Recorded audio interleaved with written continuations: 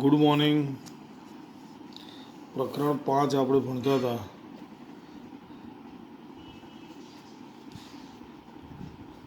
મેન્ડેલિફના આવર્ત કોષ્ટક વિશે થોડું ભણ્યા હતા.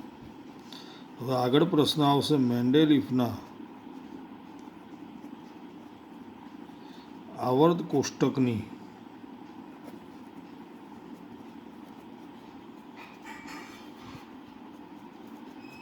વિશેષતાઓ જણાવો. મેન્ડેલિફે આવર્ત કોષ્ટકમાં આપણે આગળ ભણ્યા એમ 63 તત્વો સમાવ્યા, પણ એની વિશેષતામાં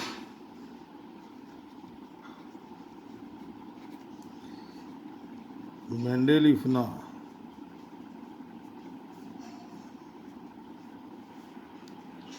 આવર્ત કોષ્ટકની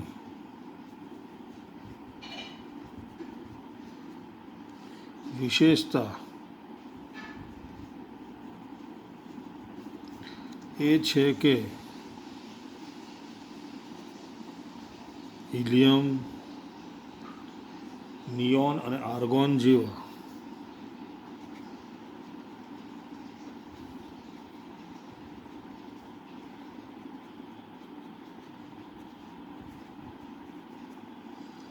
નિષ્ક્રિય વાયુઓની શોધ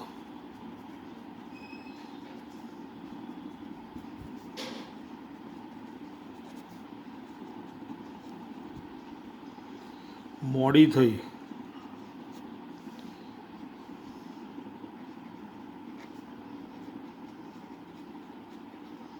કારણ કે તે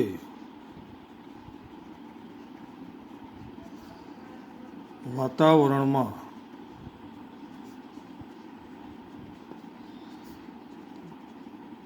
ઓછા પ્રમાણમાં હતા. પરંતુ આ વાયુઓની શોધ થયા પછી આવર્ત કોષ્ટકની વ્યવસ્થાને ખલેલ પહોંચાડ્યા વગર નવા સમૂહમાં ગોઠવવામાં આવ્યા.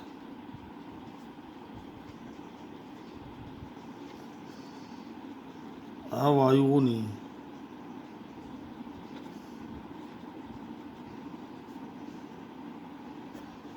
શોધ પછી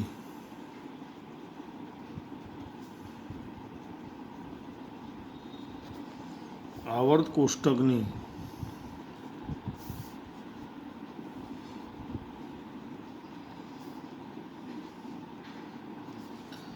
વ્યવસ્થાને ખલેલ પહોંચાડ્યા વગર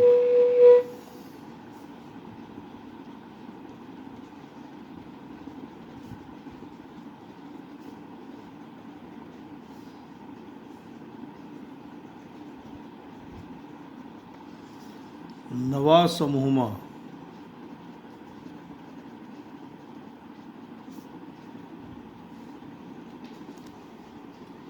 ગોઠવવામાં આવ્યા.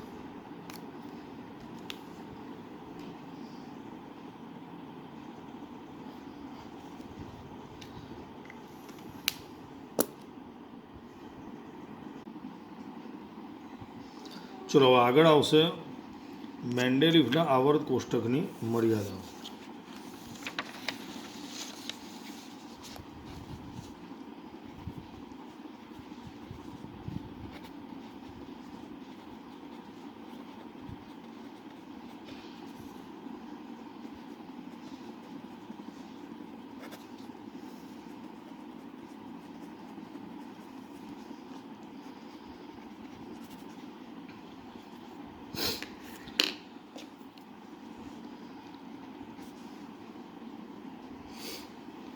એક, હાઇડ્રોજનની ઇલેક્ટ્રોન રચના આલ્કલીય ધાતુ જેવી છે. હાઇડ્રોજનની ઇલેક્ટ્રોન રચના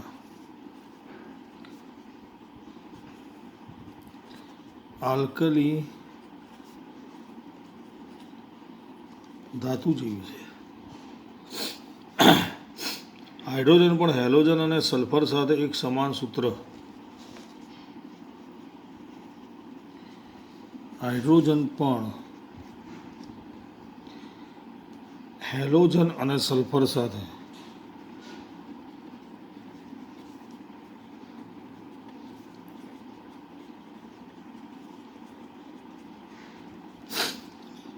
હેલોજન જે શબ્દ છે, હેલોજન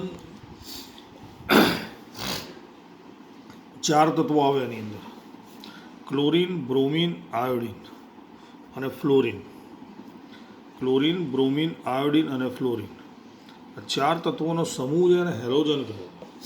એટલે હેલોજન અને સલ્ફર સાથે એક સમાન સૂત્ર ધરાવતા સંયોજનો બનાવે છે.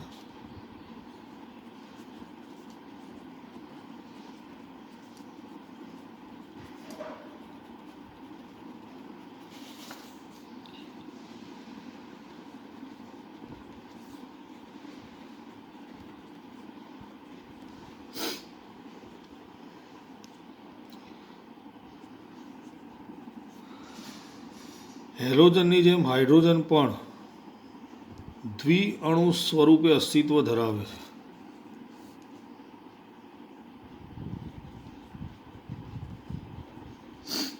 હેલોજનની જેમ હાઇડ્રોજન પણ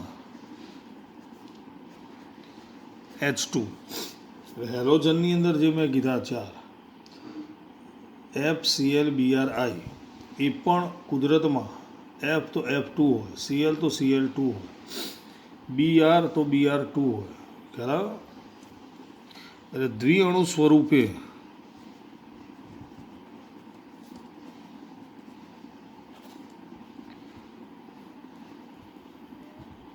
અસ્તિત્વ ધરાવે છે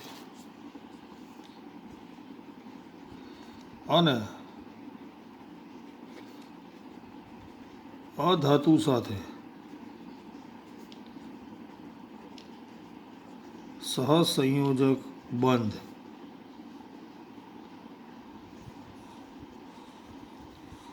બનાવે છે. ચલો હવે લખીએ આપણે એની મર્યાદા.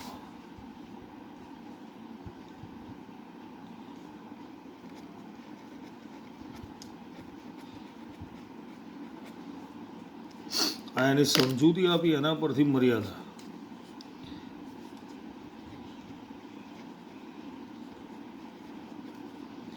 હાઇડ્રોજનને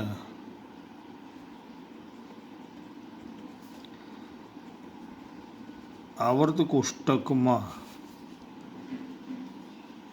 યોગ્ય સ્થાન ન આપી શક્યા.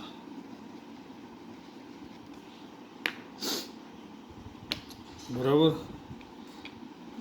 પહેલો મુદ્દો હતો. હવે બીજો મુદ્દો છે સમસ્થાનિકો.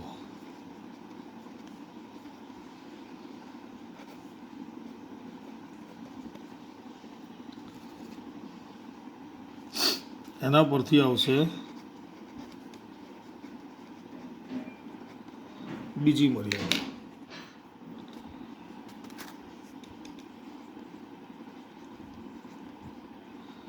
જુદા જુદા સમસ્થાનિકોને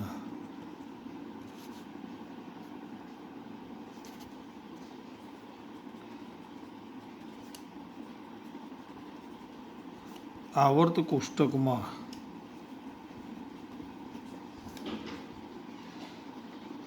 સ્થાન આપવું શક્ય ન હતું. હવે પ્રશ્ન થયો પણ સમસ્થાનિક એટલે શું?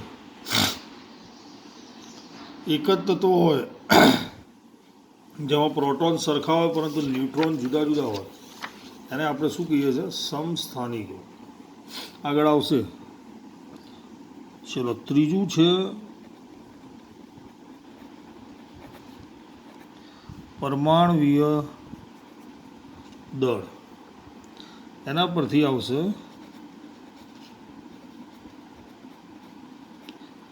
ત્રીજી મર્યાદા.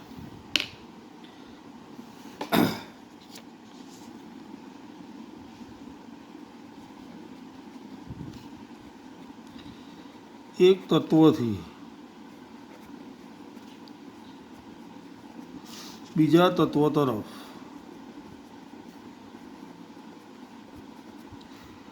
આગળ વધતા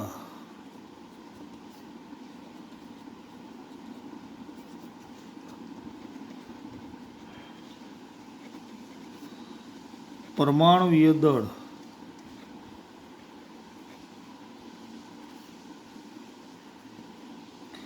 નિયમિત રૂપે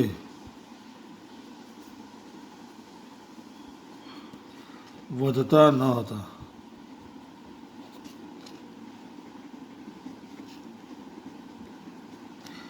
આથી અનુમાન લગાવવું મુશ્કેલ બન્યું કે બે તત્વો વચ્ચે કેટલા તત્વો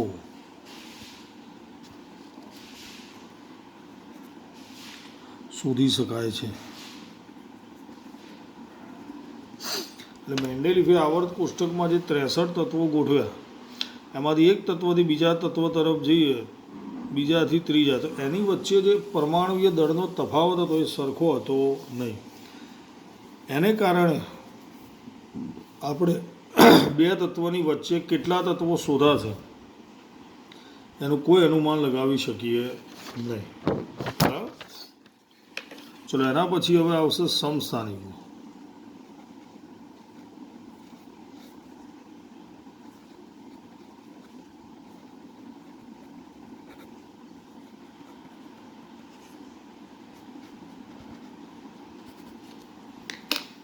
પહેલાં એની વ્યાખ્યા જોઈએ. જે તત્વના રાસાયણિક ગુણધર્મો સમાન હોય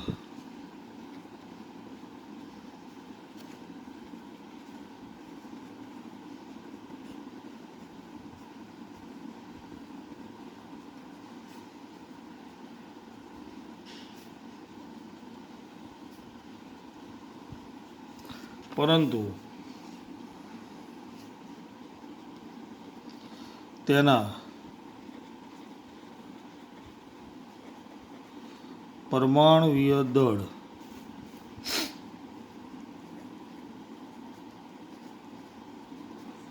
જુદા જુદા હોય તેને સમસ્થાનિકો કહે છે. અથવા બીજી પણ વ્યાખ્યા આવે છે. એક જ તત્વના પરમાણુઓમાં ક્રમાંક સરખા હોય પણ દળ જુદા જુદા હોય. એક જ તત્વના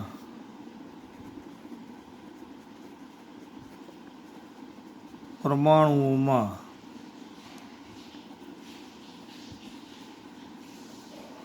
પરમાણુવીય ક્રમાંક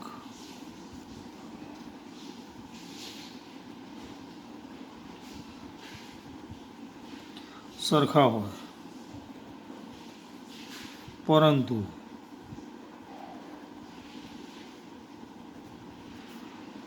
પરમાણુવીય દળ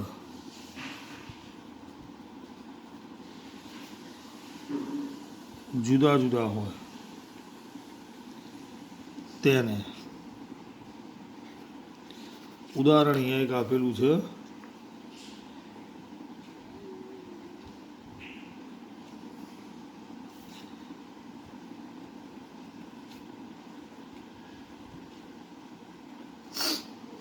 નીચે જે લખ્યું પરમાણુ ક્રમાંક છે ઓ મતલબ ઓક્સિજન, આપણે જાણીએ છીએ ઓક્સિજનનો પરમાણુ ક્રમાંક 8 છે.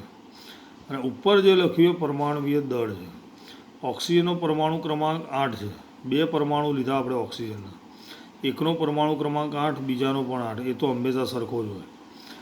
અને દળ બંનેના અલગ અલગ છે. 16 છે, આનું 17 છે. પરમાણુવીય ક્રમાંક કોને કહીએ છીએ? અહીંયા શોર્ટમાં લખી દઉં ટૂંકમાં યાદ રાખવા માટે. પરમાણુવીય ક્રમાંક બરાબર ઇલેક્ટ્રોનની સંખ્યા, પરમાણુવીય દળ બરાબર ઇલેક્ટ્રોન પ્લસ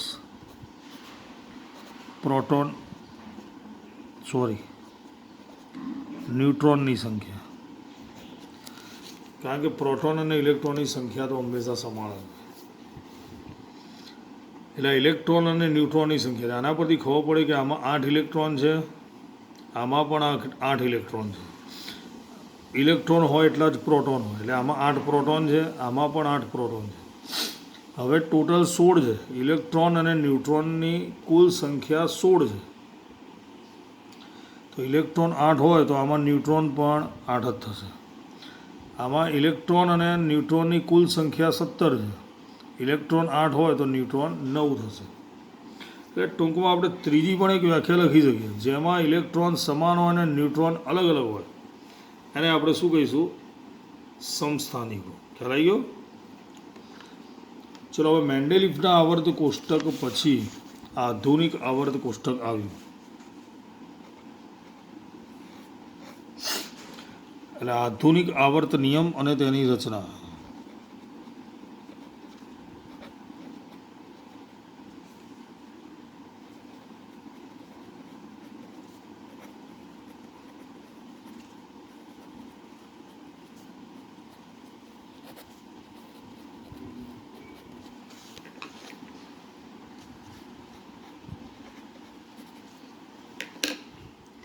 ઓગણીસો ને 13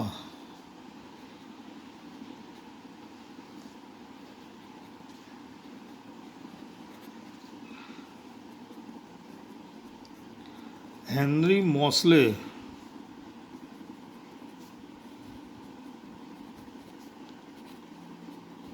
આધુનિક આવર્ત કોષ્ટકનો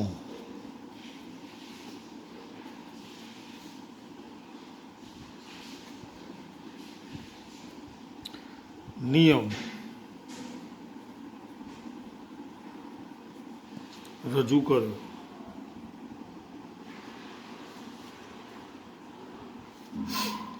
તેમણે પરમાણુય દળ કરતા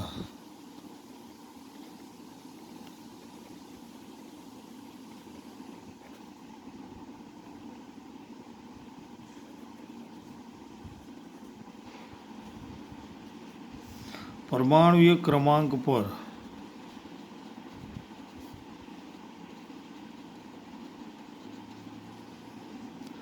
ભાર મૂક્યો. અત્યાર સુધી જેટલા પણ વૈજ્ઞાનિકો આવ્યા, ડોબ્રેનર, ન્યુલેન્ડ, મેન્ડેલિફ, બધા જ વૈજ્ઞાનિકોએ તત્વોની ગોઠવણી શેના આધારે કરી હતી? પરમાણુય દળના આધારે. આમણે શેને આધારે? પરમાણુય ક્રમાંકને આધારે ગોઠવણી કરવાનો પ્રયત્ન કર્યો.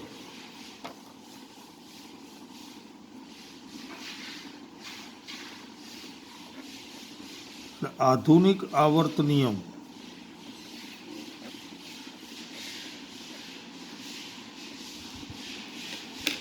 તત્વોના ગુણધર્મો પરમાણુય ક્રમાંકના આવર્તનીય વિધેય છે. તત્વોના ગુણધર્મો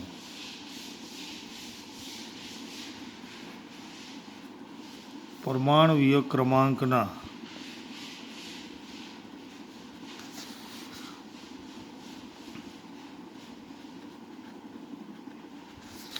આવર્તનીય વિધેય છે.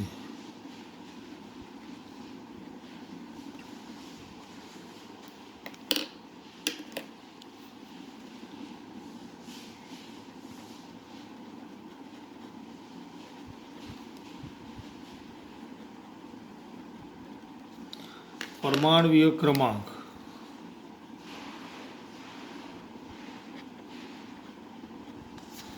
કોઈપણ તત્વના પરમાણુના કેન્દ્રમાં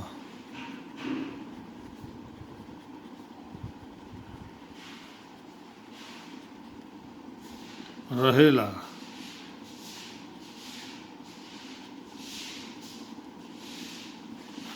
પ્રોટોનની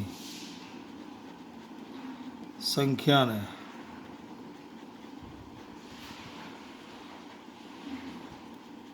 પરમાણુ ક્રમાંક કહે છે.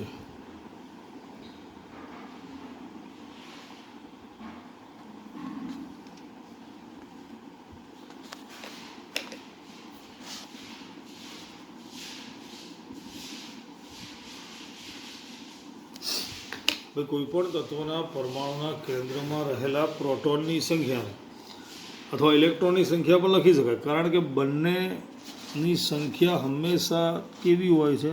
સરખી. તત્વોને પરમાણ્વીય ક્રમાંકના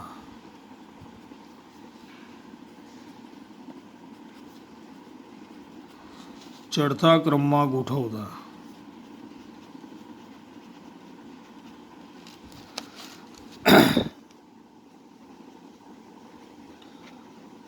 આધુનિક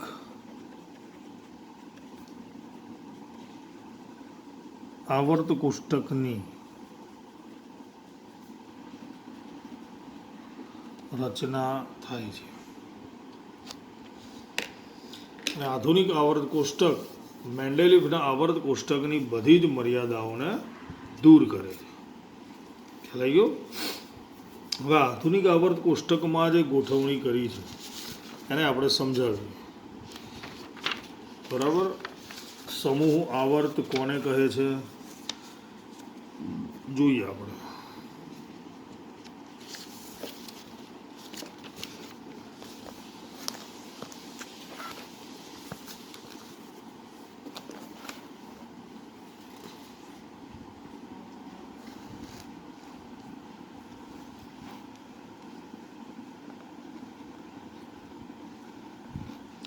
આધુનિક આવર્ત કોષ્ટકનું માળખું સમજાવો. પ્રશ્ન એવો છે, અથવા બીજો પણ પ્રશ્ન છે.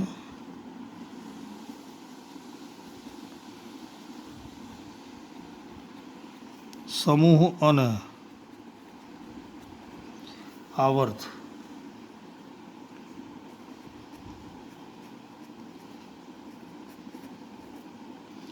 એટલે શું? સમજાવો.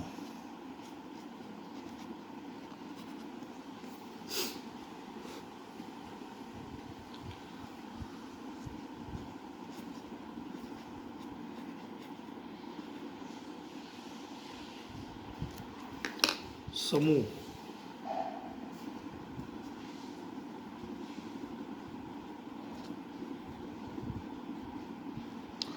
આવર્ત કોષ્ટકમાં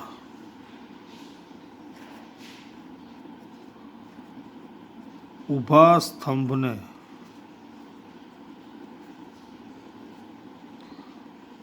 સમૂહ કહે છે.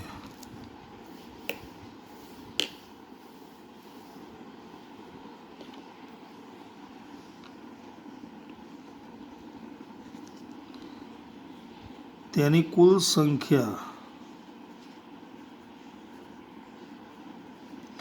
18 છે.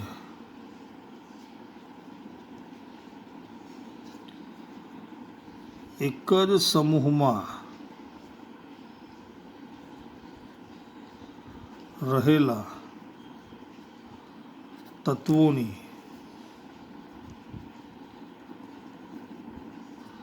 સંયોજકતામાં ઇલેક્ટ્રોનની સંખ્યા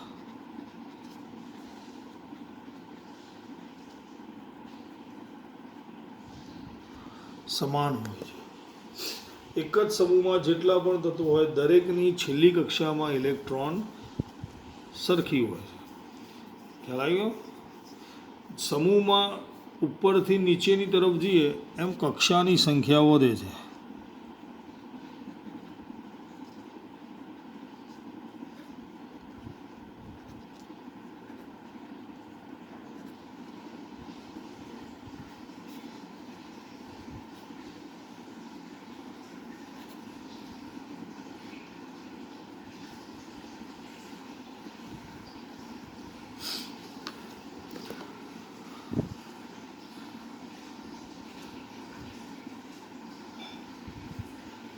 ચલો બીજું છે આવર્ત.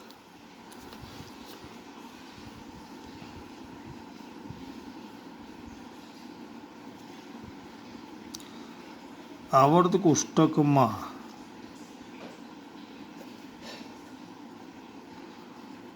આડી હરોળને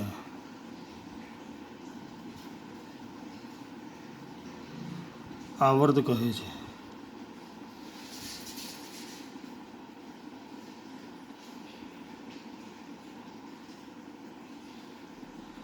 તેની કુલ સંખ્યા 7 છે.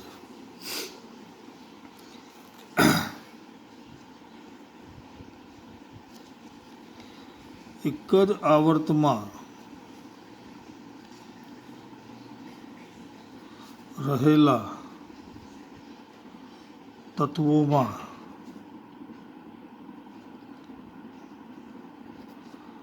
કક્ષાની સંખ્યા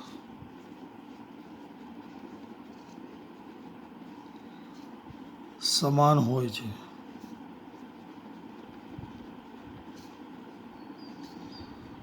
આવર્તમાં ડાબીથી જમણી તરફ જતા ઇલેક્ટ્રોનની સંખ્યામાં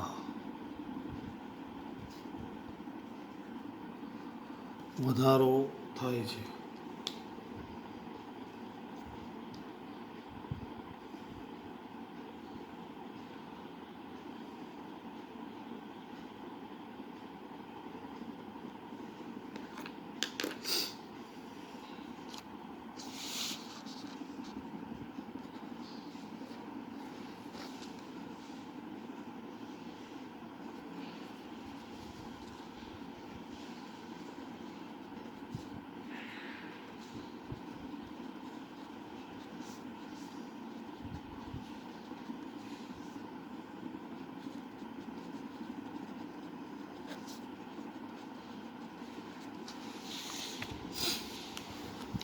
ચલો હવે પ્રશ્ન છે, દરેક આવર્તમાં કેટલા તત્વો ગોઠવાઈ શકે?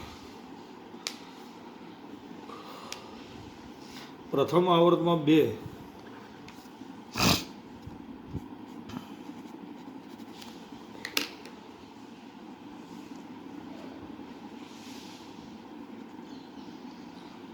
પ્રથમ આવર્તમાં 2 તત્વો, બીજા અને ત્રીજા આવર્તમાં બીજા અને ત્રીજા આવર્તમાં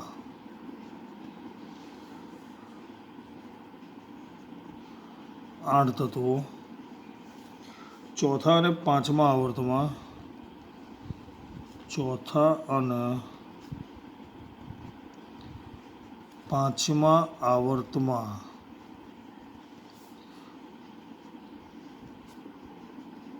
18 તત્વો,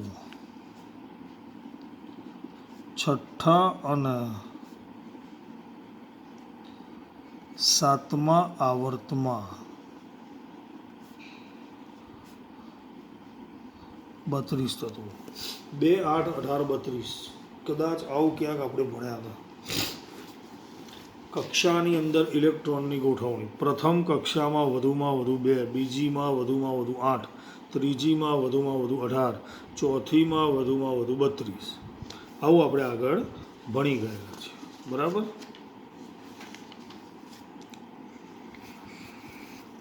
હવે પાઠ હજી થોડો બાકી છે, પણ હવે પછી જે આવે છે પાઠની અંદર એ પરીક્ષાની અંદર પૂછાવાનું નથી, પણ હું ટૂંકમાં તમને સમજાવી દઈશ. પહેલું કીધું છે સંયોજકતા.